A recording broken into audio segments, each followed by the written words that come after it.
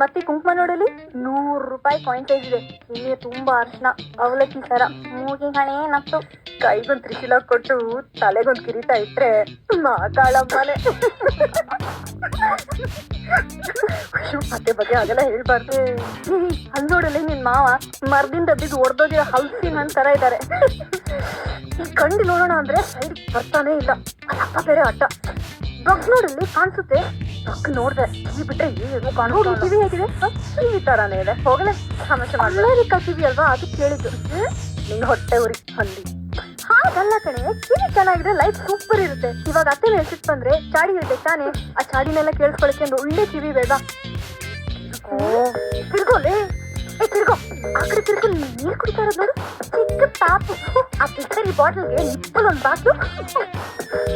ಈ ಹುಡುಗಕ್ಕೆಲ್ಲ ಏನೋ ಪ್ರಾಬ್ಲಮ್ ಕಡೆ, ಬೇಕು ಅಂದಾಗ ಮುಚ್ಚಿ ತೋರಿಸೋ ಮುಂದೆ ನಿನ್ ಮುಖಕ್ಕೆ ಇಷ್ಟು ಅಂತ ಒಂದ್ಸಲ ಬೈಕ್ ತಿರುಗಿ ನೋಡುತ್ತೆ. ಒಳ್ಳೆ ಪೋರ್ಟೇಬಲ್ ಕಂಪ್ಯೂಟರ್ ತರ ಇದೆ ಗಣ ಕೈ ಹತ್ರ. ಆದ್ರೂ ಪರವಾಗಿಲ್ಲ ಅನ್ಸುತ್ತೆ, ಒಳ್ಳೆ ಡೀಸೆಂಟ್.